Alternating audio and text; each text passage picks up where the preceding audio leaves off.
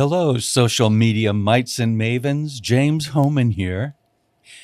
When managing the care of a terminally ill patient, I realized that there were responsibilities beyond the actual termination.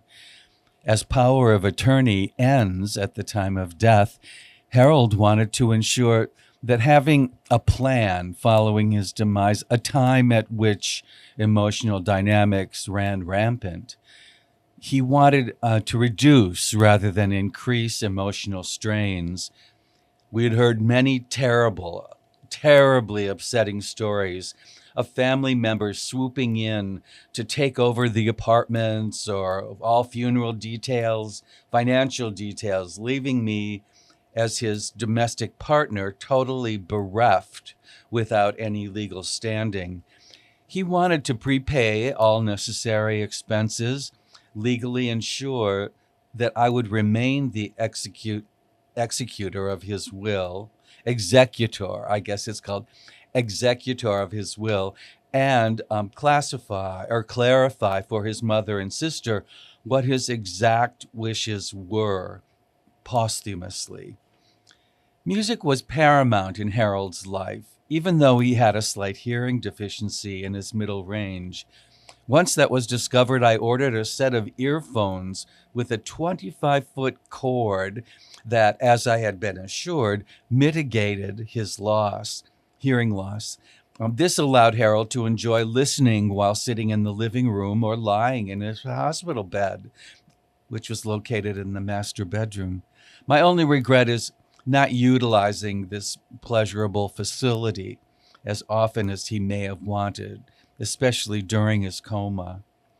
Not being a very observant Jewish man, he did not want a religious service of any kind, but did think a memorial service could be arranged, highlighting his favorite singers. He stated that three dear friends might be asked to say a few words. So William Germano, his best friend from their undergraduate days at Columbia University, Michael Plunkett, his best friend from their graduate days at Temple University, and Deborah Ali, the president and CEO of Alley King Rosen and Fleming, for whom he had worked at the time of his illness. At more than 6 months prior to the actual event, Harold's mother and sister, aunts, cousins, and dear friends were exceptionally understanding of his wishes. Everyone was completely supportive of the detailed care we put into these comprehensive plans. We hadn't realized it, but our sharing his death details became as much an aspect of our relationship as was sharing our lives. Another unexpected and seriously positive aspect of this journey which neither of us had anticipated. So Rad Fay 48, episode 20. As I was hardly sleeping through any night, my anxiety was pitched to an all-time high. I had heard stories of friends who had lost partners to AIDS and suffered total loss of property, possessions, finances, and legal rights to well-meaning family members. I was trying my best not to lose my job as an executive assistant at Ogilvy One Worldwide, from which I was hoping to retire, and I worried that I would be evicted from our home. Attorneys advised us to have all bases covered and in writing. Papers needed to be signed and in short order. In addition to being legally registered in New York City as Harold's domestic partner, I became the executor of his will and then also named his power of attorney, as well as his durable power of attorney for healthcare decisions within the state of New York.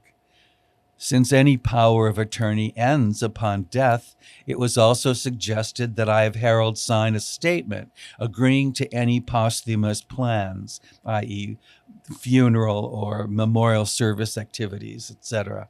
Harold made all these decisions in a timely manner out of consideration for the stress he knew his end would have upon all members of the family. It was an unusual experience trying to remain calm while discussing what the dearest person in my life wanted for his memorial service. Where, when, how long a service, what musical excerpts, any specific requests from friends. Not wanting any religious ceremony, Harold agreed to a memorial service and dictated to me a series of, quote, commandments, unquote, relating to the musical excerpts to be played. He ordered me to keep it light. The recorded music he selected included Knoxville, Summer of 1915 by Samuel Barber, sung by Leontine Price. Obad from Le Roi d'Ise by Edouard Lalo, sung by Nikolai Gedda. Depuis le jour from Louise by Gustave Carpentier, sung by Leontine Price.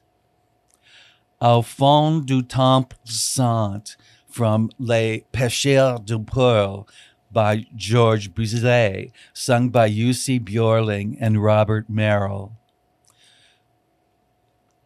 Le Réveil by Manon by Jules Massenet, from Manon by Jules Massenet, sung by Nikolai Gedda.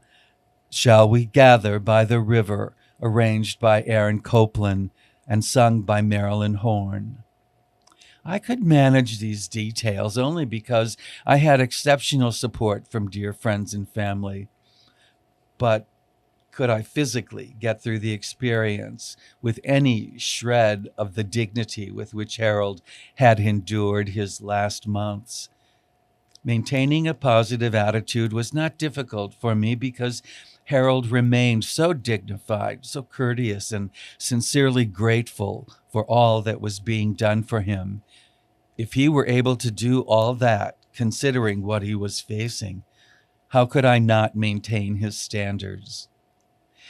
As weeks went by, I too became something of a prisoner of hope, almost mirroring his sister Alan's feelings. Why couldn't Harold be the first to beat this rumor? We all did our best to keep Harold's spirits elevated and the quality of his life maintained as best possible. By the end of October 1998, he had survived longer than the 3 months we had originally been told to expect.